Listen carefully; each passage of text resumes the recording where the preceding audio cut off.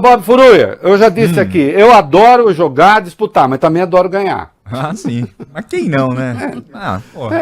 É bom ganhar. Às vezes o Corinthians não ganha, assim, acaba perdendo do Ituano. Mas acontece! Às vezes, bom, eu não vou entrar em polêmica, mas esse às vezes aí foi generoso.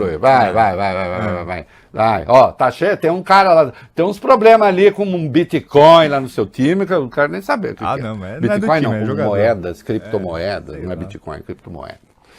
Vamos falar aqui, olha que delícia, o Brasil estabilizando o mercado. O governo brasileiro, o alvo de tudo quanto de alguns idiotas, estabilizando o mercado. Olha só.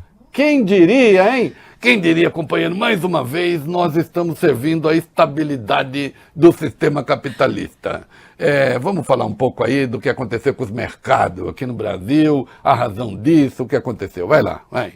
O ministro da Fazenda, Fernando Haddad, disse nesta quarta que a proposta da nova regra fiscal que substituirá o teto de gastos já foi entregue ao presidente Lula. A expectativa é a de que o texto final seja concluído antes da viagem de Lula para a China, programada para o dia 24. O aval do presidente é a última etapa antes de a proposta seguir para o Congresso Nacional. Fontes do governo têm dito que o chamado novo arcabouço fiscal vai permitir que se chegue ao déficit primário zero já em 2024. A notícia ajudou a estabilizar a Bolsa no Brasil, Reinaldo, que chegou a atingir o patamar de 1.000 pontos, de 100 mil pontos, em razão da quebra de 2 bancos americanos e da crise do Credit Suisse. Às 5h06 da tarde, operava em pouco mais de 102 mil pontos, com queda de apenas 0,29%. Para comparar, os principais índices de ações europeias fecharam com fortes quedas. A Bolsa de Paris perdeu 3,58%,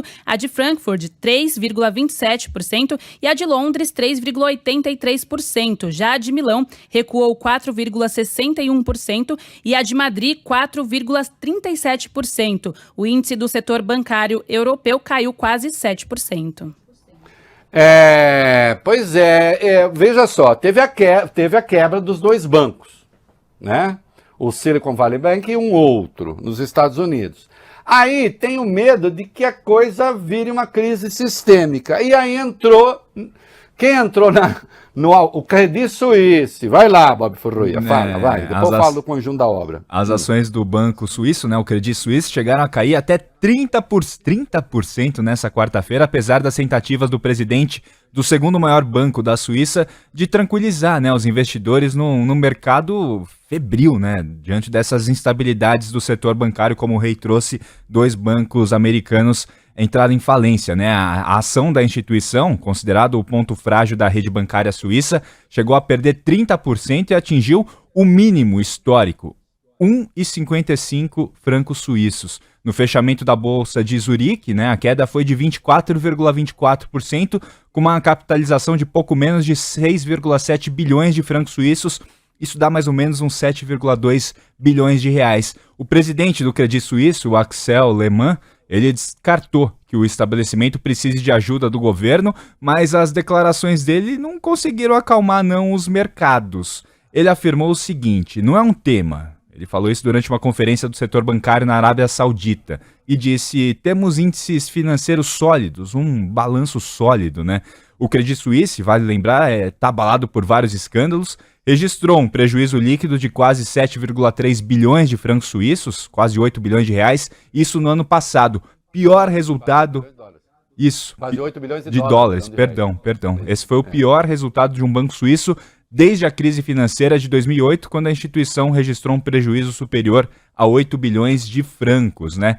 E aí um analista, né, da empresa Finalto, ele falou o seguinte sobre esse caso: parece que cada vez mais investidores estão olhando para o Credit Suisse como o próximo dominó mais provável de cair. Mas ele acrescentou que é realmente um banco grande demais para quebrar. Sabe o que significa isso, Bob Furuia? Ô, Larissa? Agora vamos deixar um bando de gente irritada. Vamos lá. Olha só, a mão invisível do mercado fazendo porcaria, sabe o que vai segurar essa gente toda? A mão visível do Estado. Eu vou escrever um texto a respeito disso. Escrever minha coluna da Folha a respeito disso. E no dia do desespero, aí o Brasil apresenta o novo arcabouço fiscal, está lá com Lula, fala-se em déficit primário zero em 2024, eu acho uma ousadia, mas se conseguir, ótimo. O que é déficit primário? Né? O déficit primário, o resultado primário é receita menos despesa, descontando-se os juros, porque se você botar o juro, né? Desconte-se o juro da dívida interna, é receita menos despesa, é isso. Se você tiver zero, vai ser espetacular nesse contexto. E aí o mercado deu uma acalmada, porque até outro dia parecia, e lendo certas análises, que o governo Lula já tinha acabado. Não acabou. Fez as escolhas erradas. E isso está traduzido numa pesquisa.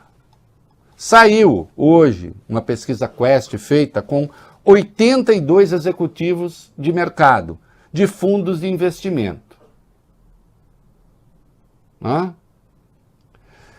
E eu entendo porque que muitas vezes o Brasil está nesse buraco, né? Para 98% dos entrevistados, a política econômica do Lula está errada. Qual política econômica? Qual política econômica? Sem ter o novo arcabouço fiscal, qual é a política econômica? A única coisa que se fez foi falar, não dá mais para ficar com o teto de gastos como estava. Só 2% disseram que ele está certo. Esses mesmos agentes estão pessimistas. 78% afirmaram que a condição econômica do país vai piorar nos próximos 12 meses. Né? Entre os executivos, tem uns números aqui que eu... Pera aí, Bob, eu vou pegar. Tem uns números que eu peguei aqui. Só um minuto aí, gente. Tem uns números que eu peguei aqui que eu Vamos destacar esses números, então. Pera aí, só um minuto aqui. Quer ver? 68% dos que responderam à pesquisa diz que o governo não estaria preocupado em combater a inflação. Aí.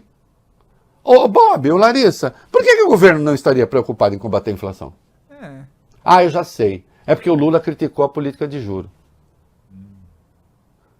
Mas aí teria que provar que a política de juro, na verdade, combate a inflação. O que já está demonstrado que não.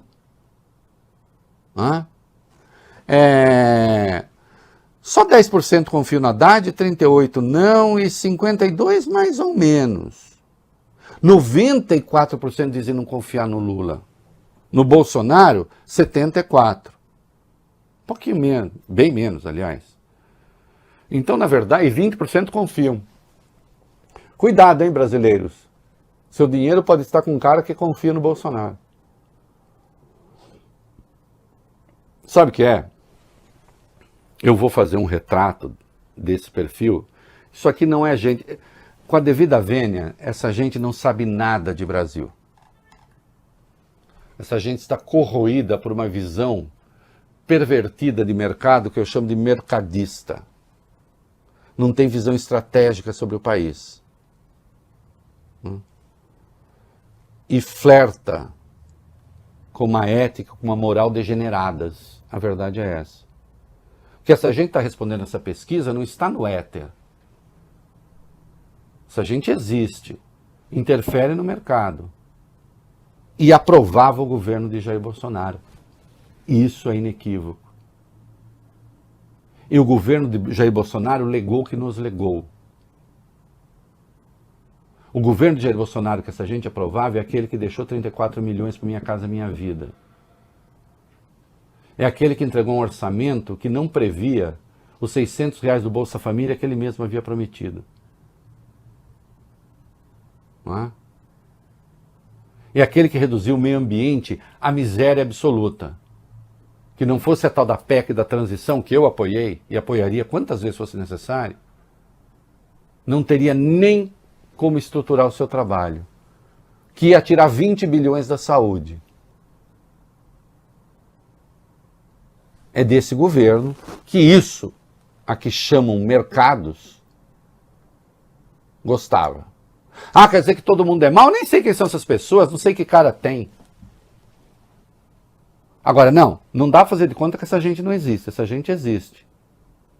Agora, como é que você fala que a política econômica está no caminho errado se essa política econômica depende de um novo marco fiscal que está em discussão. O nome disso é especulação vagabunda.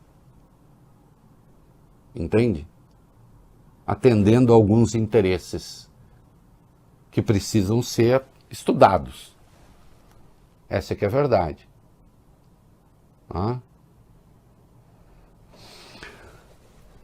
Para mim isso não é surpresa. Eu leio essas opiniões, sabe onde, Bob Furuia? Todos os dias, no jornalismo econômico brasileiro. Sabe por quê?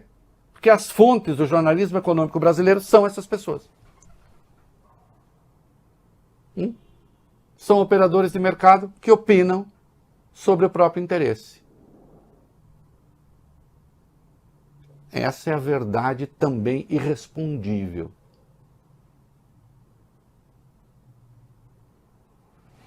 O novo marco vai ser discutido no Congresso. Vamos ver qual vai ser.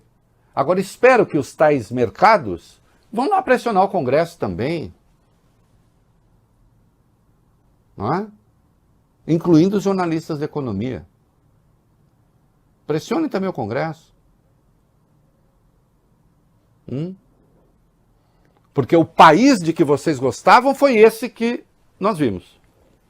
O país de que vocês gostavam é aquele em que termina o mandato, o cara foge do Brasil 2 dias antes, tentando levar joias de 16,5 milhões, largando para trás genocídio Yanomami, a tragédia na saúde, a tragédia no meio ambiente, a tragédia na área habitacional.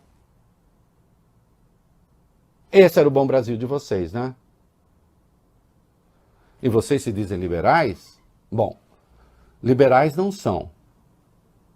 E se isso fosse liberalismo, liberal eu não seria.